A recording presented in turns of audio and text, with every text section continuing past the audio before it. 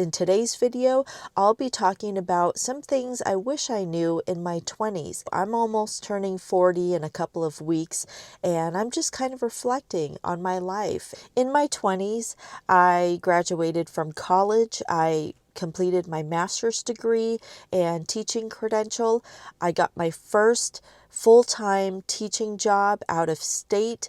I got married and I had 2 babies. I also bought my first property.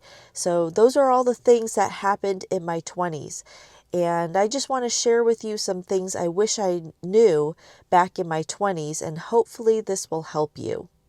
The first one is that when difficulties happen in your life, when it seems like the world is falling apart, that the earth is about to explode, that every cell in your body is about to freak out. When difficulties arrive, it is not the end of the world. I want to reassure you of that. And I wish I was talking to myself at 25 years old, newly pregnant. I was about 20 weeks pregnant when the doctor had told me that my child, my unborn baby inside my womb would not survive outside the womb because something was wrong with his heart. If I had looked myself in the eyes at 25 years old, I was turning 26 that year, I would tell Lois, do not worry. It is okay. What the doctor had told me, he told me to go get an abortion, to go across the street. There's a clinic there and they can abort the baby. And I was 20 weeks pregnant. Can you imagine? That is halfway through a pregnancy. I felt the baby jump, the baby kick. I mean, the baby was a baby. And for a doctor to tell me, and I respected doctors at the time. I thought doctors knew everything. And in my mid-20s, I hadn't had to go to a doctor prior to that. So I trusted the words of my doctor. And just to let you know, when he was born, everything was completely fine. He was a perfect baby. There was nothing wrong with him, nothing wrong with his heart. And even to this day, he is thriving. He's running around. He plays baseball. He's swimming with his friends. I mean, he is an active boy and enjoying life. I am so glad I did not listen to that doctor. And if you're in the same situation, I hope that you get a second opinion, third opinion, and also decide for yourself that this is a life that we're talking about. It's not just some tree that's in front of your garden that you need to chop down because it's an inconvenience. The next difficulty that my husband and I faced was being in over $110,000, 6 figures in debt. We had student loans, we had car payments, and we had consumer debt. And every day I woke up, I wondered, wow, what really am I living for? I'm living each day to pay off these loans that are sitting in various accounts. And that to me felt like the end of the world. How could I possibly dig myself out of this much debt? Being in debt was like having a millstone around your neck and being thrown into the ocean. That's how it felt to me. It felt like the end of the world. But you know what? We clawed out of this debt within 5 to 6 years. Every single time I moved from one job to the next, it was for a pay increase, a big pay increase, better benefits. And I kept thinking to myself, if I could just move from a low-paying school district to one that paid just a bit more, and may that be a stepping stone for the one after that, then I felt in my heart that I could pay these loans off fairly quickly. So that's sort of what I did. I believed in myself. And that's not to say that I didn't believe in myself before. It's just I believed in myself because I saw the small progress that we made financially. And that eventually snowballed into big progress. So I want to give you some hope if you are in your 20s or 30s and you're drowning in debt. There is hope. You just have to believe that every dollar that reduces the principal of your debt is a dollar that you're getting closer to where you want to be. I also want to state that if you are in your 20s and 30s and you are not married and you don't have kids, it's okay. Society will put pressure on you to find that perfect partner, to find that perfect home, and have the perfect kids. But you know what? Life doesn't go that way. It just simply doesn't. If you're thinking and wondering, when am I going to find that perfect person? It's okay to take your time. You don't have to get married in your 20s. You don't have to have kids in your 20s.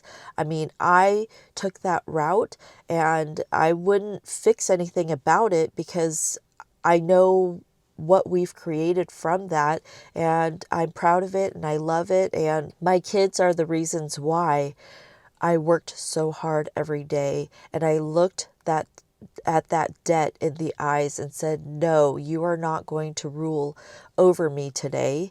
I'm going to rule over you. So I flipped my story because of the situation I was in. And you may find yourself in the same situation or not. That's okay. Everybody has their own story and everybody has their own time frame of finding a person and settling with that person. So don't be afraid and don't worry about what tomorrow will hold. Just do what you need to do today to the best of your abilities. The second thing I wish I knew in my 20s is that every person that comes into your life has a purpose. They may only be there for a chapter of your life. They may only be passing by for a moment, for a day, for 2 days, for several years. But every person that comes into your life has a purpose. You know that person that wants to make your life miserable every single day? Well, I had one of those at work. So I couldn't escape from this person. This person I had to see every day. I would drop my kids off at daycare and go and see this person and be poked at. Work was becoming a place where I didn't want to be, because I knew that there were things that this colleague would do to just show me that she hated me. I want to remind you that these people are in your life so that you never become that person to anybody else. Let me repeat that again. These people who are dragging you down, who are casting stones at you, who are wanting you to drown, who are happy when you are suffering, these people are there because it teaches you to never be that person to anybody else that you meet in your life. I don't like to bring things up that are negative, but I do remember those feelings. I remember getting bullied at a young age. And even to this day, I will never, ever allow a young child to be bullied in my sight. And whether that's at church or on the playground or just out in front of my house and I'm supervising the kids in the neighborhood, I will not put up with bullying because I was bullied. The compassionate and kind people in your life are there to fill your cup. These people are there to speak life into you so that you can pour into others. I want to be that kind and compassionate person that helps people, that fills your cup. If you're listening to this, I'm hoping that I'm filling your cup. The third thing I wish I knew in my 20s is that a victim mindset robs me of my highest potential. I've seen so many people throughout my life who will sit there and pound at sand, thinking that they are the victim and so therefore they should get a handout, or they are the victim and so therefore they can't rise out of poverty. Those people are still, even to this day, I'm almost turning 40, they're still pounding sand. Meanwhile, I got out of 6 figures of debt and I'm on to my first $1 million. I don't share this to brag. I don't share this because I want you to compare your life with my life. We're all on different journeys. Everybody is living their lives to their fullest potential, hopefully. I grew up in poverty. My mom and dad came from South Korea with nothing on their backs but a suitcase. They came here to create a new chapter, a new legacy for their children. And I carry that with me wherever I go. I'm reminded of that. I'm reminded that my parents made the ultimate sacrifice going from a country that they knew everything about, the language, the culture, to a different country where they had to learn the culture. They had to learn the language. And I didn't have to suffer through that. I didn't have to experience that. But at the same time, I grew up in Section 8 housing. We lived in poverty. We always had to see the other side. We would drive through these rich communities. I remember my parents driving through neighborhoods with $1 million homes and saying, one day we'll be able to live in a home like this. Having dreams, having goals. It consistently reminded me that I had to keep pushing forward, that I couldn't sit there and pound sand because then I would stay in that low state of mind forever. I had to keep pushing forward, whether that was my education, whether that was where I lived from an unsafe area to a safer area, whether that was moving out of state. My husband and I moved from Southern California, everything we knew, to Idaho. The bottom line is that when you're a victim, you blame everybody else. I'm not talking about being a victim of emotional and physical abuse. I'm talking about the victim mindset, the victim mentality, that boo-hoo, I'm the way I am because this is how I was born. You are not born in the boo-hoo state. You are born to thrive. You are born to live a life of purpose. You are born to give back to the world the gifts and talents that you have been bestowed. You are here for a purpose. And as long as you remember that, you're gonna keep pushing through. The fourth thing I wish I knew in my 20s was choosing people carefully. The people you choose to be around with in your life, those people will influence your behaviors. They will either bring your confidence up or bring your confidence down. They will either create good habits for you or bad habits for you. The people that you surround yourself with, these are the most important people because they will either support you or drag you down.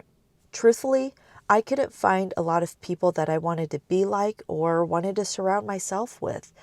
So I would watch a lot of YouTube videos to help me figure out and navigate the way to earn more money, the way to build meaningful friendships.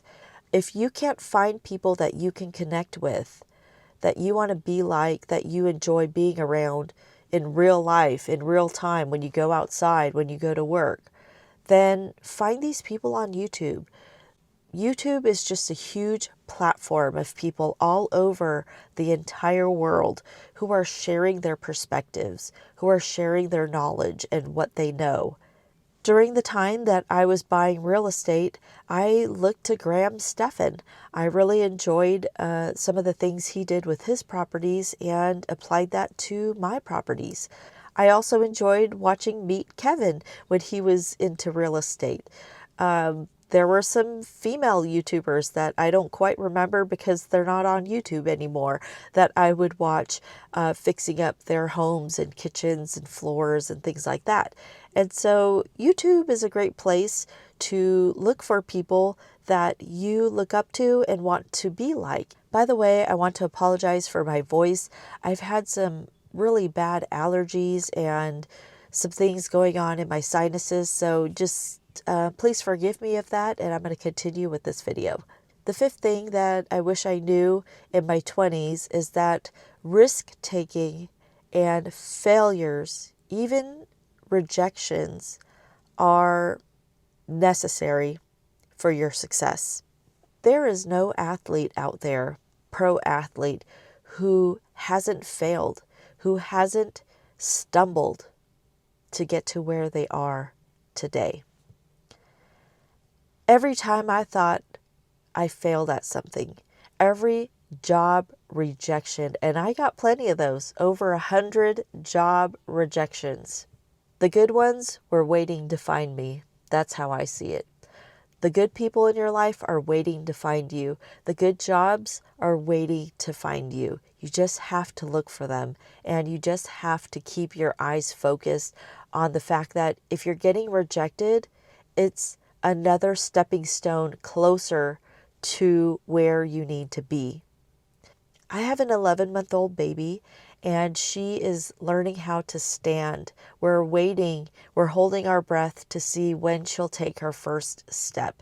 But for now, she gets up and she stands real tall. She'll put her hands out like this and balance her feet, and then she'll plop right back down. Well, think about it this way. If she decided to plop back down and stay down because standing up was too hard, she would never learn how to walk. How is it that an 11-month-old baby knows that plopping back down, that a failure is a stepping stone to her success? If you're watching this video, chances are you know how to walk, you know how to skip and run, and you've gone through that process of crawling to walking, of standing to walking. You've climbed out of the difficulties of childhood. The sixth thing that I wish I knew in my 20s is that most people are looking at themselves and not judging you. You're thinking, wow, I'm going to work to pay off the $750 monthly car payment just so that you could show off to other people with what you wear, what car you drive, what home you have. But guess what? People, they don't care. They're not batting an eye at what you have. They're thinking about their own life. They have their own concerns. They have their own priorities. So stop thinking about other people and how they perceive you. Think about what you need to do to get to point A to point B. Do you need to get out of debt? Do you need to make new friends? Do you need to live in a different neighborhood? Do you need to live in a different place or reset your lifestyle? Those are things that only you can answer. The seventh thing is to protect your time. Your time is oh so valuable. Every minute here, every hour there, it adds up.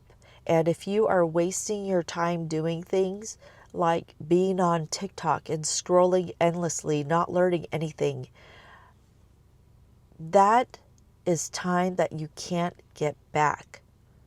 Money, you can always recuperate money, but time, you cannot recuperate. There's no more time left after you've wasted it. If it is stealing from you and it is taking from you your time and energy, remove it out of your life. That goes with apps, that goes with being on your phone, that goes with people that you surround yourself with. I'm going to leave you with this. Don't get caught up in the what ifs.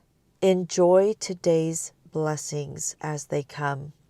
Steward your time, your energy, your relationships well.